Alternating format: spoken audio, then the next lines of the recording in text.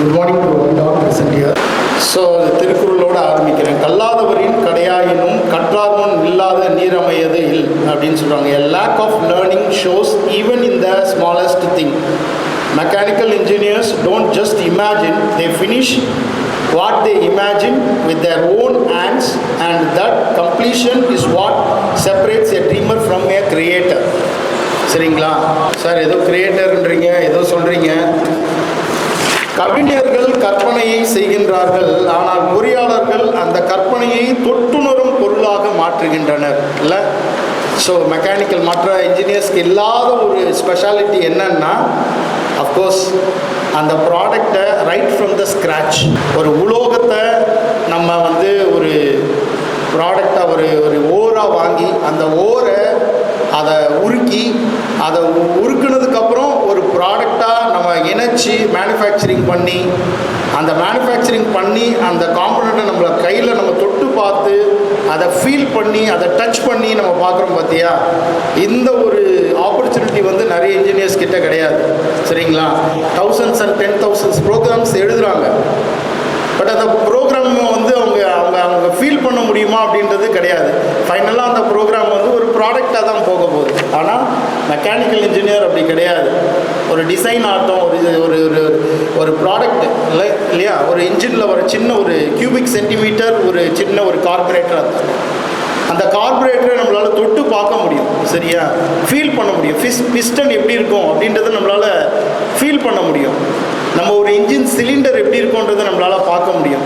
So இப்படிப்பட்ட ஒரு opportunity நிறைய பேருக்கு கிடைக்காது. ஈவன் என்னுடைய வாழ்க்கையில் ஆஃப்டர் மை பிஹெச்டி டிகிரி அப்போ தான் நான் ஃபீல் பண்ண ஒரு ரியல் மெக்கானிக்கல் இன்ஜினியராக நம்ம ஏன் இருக்கணும் அப்படின்னு சொல்லிட்டு. சே ஃபார் எக்ஸாம்பிள், நான் ஒரு 2 உலோகங்களை எடுத்து இணைக்கும் போது யூஸ்டு ஃப்ரிக்ஷன் ஸ்டிர் வெல்டிங் டெக்னாலஜின்னு அர்த்தம். சரிங்களா? ஃப்ரிக்ஷன் ஸ்டிர் வெல்டிங்னா நமக்கு ஃபியூம்ஸ் வராது, டஸ்ட் வராது, ஈவன் ஸ்பார்க் வராது, எதுவுமே இருக்காது. அந்த டூல் பெனட்ரேட் ஆகி 2 உலோகங்களுக்கு இடையில சுற்றிக்கிட்டே போகும். ரொட்டேட்டிங் டூலாக போகும்பொழுது அதனுடைய ஃபீல் ரொம்ப அற்புதமாக இருக்கும். ஏதோ நம்ம ஃப்ளைட்டில் ட்ராவல் பண்ணுற மாதிரி அந்த டூலில் கொடுக்குற ஃபீடு, டெப்த் ஆஃப் கட்டு, அந்த ஆக்சியல் லோடு, இந்த 3த்தையும் காம்பினேஷனும் நம்ம பேரலாக மாறி மாறி நம்ம கொடுப்போம். அப்போ அப்படி கொடுக்கும் பொழுது அதில் இருக்கிற வேரியேஷன்ஸை நம்ம அந்த ஃபினிஷ்டு ப்ராடக்டில் பார்க்கும்போது ரொம்ப சந்தோஷமாக இருக்கும். எவ்வளோ சர்ஃபேஸ் ஃபினிஷ் எவ்வளோ ஸ்மூத்தாக கிடச்சிருக்கு. ஸோ இதை நம்ம தான் பண்ணுமா, இல்லை மிஷின் பண்ணிச்சா, இல்லை நம்ம மூலமாக இந்த மிஷின் பண்ணிச்சா அப்படின்றத ஃபீல் பண்ணும்போது ஐ வாஸ் ரியலி சர்ப்ரைஸ்டு. ஏதோ ஒரு மெட்டீரியல் 2 மெட்டீரியல் எடுக்கிறோம், நம்ம இணைக்கும் போது வெல்ட் ஆகும்போது புதுசாக ஒரு வெப்பநிலை உருவாகி அதில் ஒரு நியூ மெட்டல், அந்த பேரண்ட் பேஸ் மெட்டலில் ஜிங்கே கிடையாது. ஆனால் நான் வெல்டு பண்ணும்போது அந்த வெப்பமாகிறதுனால கிடைக்கிற ஒரு புதிய உலோகம் அந்த இடத்துல நியூ வருது. A set of new grains is formed. That is called crystallization temperature. What is recrystallization temperature? A crystallization temperature at which new set of grains are formed. இப்போ அந்த மாதிரி ஒரு புதிய உலோகங்களை நம்ம வேறொரு உலோகங்களை இணைக்கிறது மூலமாக நமக்கு கிடைக்கும் பொழுது அதில் கிடைக்கிற ஆனந்தம், அதில் கிடைக்கிற திருப்தி எனக்கு வேறு எதுலையுமே கிடைக்கல. So I was enjoyed that joining process. நான் இதே மாதிரி ஒரு 2-3 பேரை மட்டும் எக்ஸாம்பிளாக சொல்லிட்டு முடிச்சிடுறேன். ஃபஸ்ட்டு அதில் எனக்கு பிடிச்சது Sundar Pichai. Is a CEO of Google and Alphabet. அவர் ஒரு மெட்டலர்ஜிக்கல் இன்ஜினியர் இல்லையா? மெட்டலர்ஜிக்கல் இன்ஜினியர், ஆனால் இன்றைக்கி என்னவாக இருக்கார்? கூகுள் CEOவாக இருக்கார்.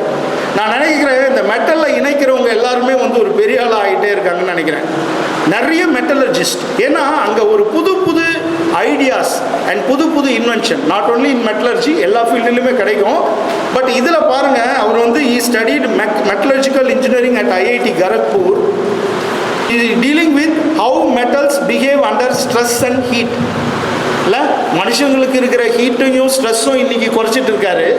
ஆனால் அதுக்கு முன்னாடி அவர் உலோகங்களுக்கு இருக்கிற ஸ்ட்ரெஸ்ஸையும் ஹீட்டையும் குறைச்சிட்டு இருந்தார். இன்று உலகத்தையே இணைக்கும் நிறுவனத்தை வழிநடத்துகின்றார். இல்லை, ஒரு உலோகவியல் மாணவன், not a computer science student. He is a metallurgist, but he is specialized in Google, right? உலகின் மிகப்பெரிய தொழில்நுட்ப நிறுவனத்தின் தலைவனாக மாறியுள்ளார். So what I am trying to say is, your core branch is never a limitation, it is a foundation. So core branch படிக்கிறவங்க எப்பவுமே பார்க்கணும், இது வந்து it's not a limitation, it's a foundation. Second பாருங்க, டாக்டர் வர்கீஸ் குரியன். அவர் யாருன்னு தெரியுதா? யாருக்காவது தெரியுமா வர்கீஸ் குரியன் யாருன்னு? Is a father of white revolution, founder of Amul. இல்லைண்ணா இது சம்மந்தமே இல்லை. ஒரு பால் உற்பத்தி துறையில் இருக்கிறவர் யார்?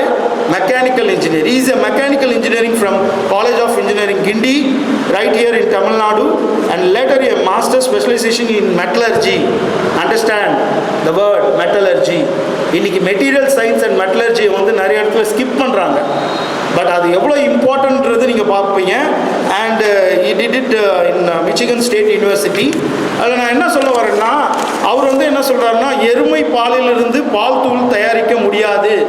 நிறைய பேர் சொன்னாங்க ஸ்கிம்டு மில்க்கு பண்ணவே முடியாது நீங்கள் அப்படின்னு சொன்னாங்க.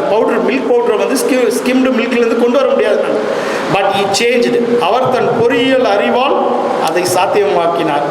ஸோ இந்தியாவில் வந்து இன்னைக்கு பெரிய பால் உற்பத்தி துறையில் நம்ம பெரிய நாடாக மாறுறதுக்கு இந்த வர்கீஸ் குரியன் வந்து ஒரு பெரிய மாற்றத்தை உண்டு பண்ணார்.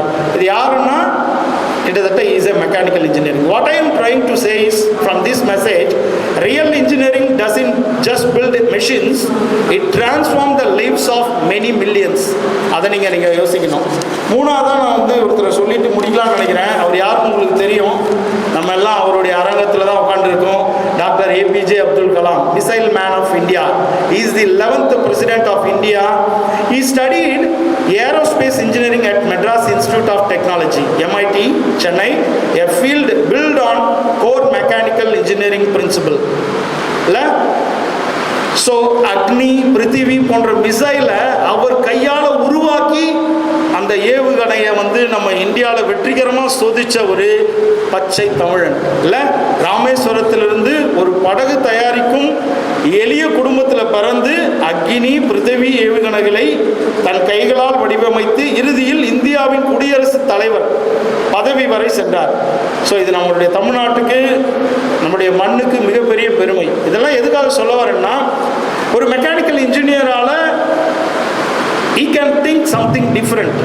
எந்த விதமான ஒரு சூழ்நிலையும் கையாளக்கூடிய திறன் மிக்கவர்களாக நிறைய நம்மளுடைய வரலாற்றில் பார்க்குறோம். நிறைய மெக்கானிக்கல் இன்ஜினியர்ஸ் இருக்காங்க.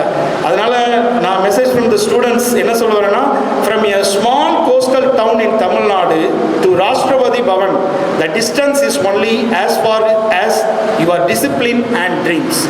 ஸோ கனவு காணுங்கள்னு சொல்லியிருக்காரு. ஸோ மெக்கானிக்கல் இன்ஜினியர் நிறைய பேர் இருக்கீங்க இங்கே. வருங்காலத்தில் நீங்கள் ஒரு பெரிய ஒரு துறையில் சாதிக்கணும்னா, you need to completely entirely உங்களுடைய ஃபீல்டில் வந்து நீங்கள் வந்து ஒரு திறமை மிக்கவர்களாக காணப்படணும். அதுக்கு அடிப்படை கோர் பிரின்சிபல் ஆகிய இந்த பொறியியல் துறையை, இந்த இயந்திரவியல் பொறியியல் துறையை நீங்கள் நன்றாக கற்று இன்னும் அதிகமாக இந்த நாட்டிற்கு அதிக சேவைகளை புரிய வேண்டும் என்று சொல்லி, நம்மால் மட்டும்தான் எதிர்காலத்தினுடைய ஜிடிபி ஆஃப் இந்தியா எதை டிபெண்ட் பண்ணியிருக்கு? நம்மளுடைய மேனுஃபேக்சரிங் டிபெண்ட் பண்ணியிருக்கு. ஸோ மேனுஃபேக்சரிங் தான் ஒரு நாட்டினுடைய முதுகெலும்பு. எப்போ உற்பத்தி துறை குறையுதோ அப்போல்லாம் நம்மளுடைய ஜிடிபி குறைஞ்சிக்கிட்டே இருக்கும். எப்போ உற்பத்தி துறை சைனா மற்றும் மற்ற கண்ட்ரியில் பார்த்தீங்கன்னா, ஏன் அவங்கெல்லாம் இன்னும் வல்லரசு நாடாக இருக்காங்கன்னா, எந்த ஒரு ப்ராடக்ட் வந்தாலும் டக்குன்னு மேனுஃபேக்சரிங் பண்ணி மார்க்கெட்டில் சேல்ஸ் பண்ணுறாங்க. அவங்களால சீப்பாகவும் கொடுக்க முடியும், அதே நேரத்தில் குவாலிட்டியாகவும் கொடுக்க முடியும். So as a mechanical engineer, value engineering, re-engineering, இந்த மாதிரி ஃபீல்டெல்லாம் நீங்கள் அதிகமாக கற்று தேர்ந்து வல்லுநர்களாக வர வேண்டும் என்று சொல்லி உங்களை வாழ்த்துகின்றேன். விடைபெறுகிறேன். நன்றி, வணக்கம்.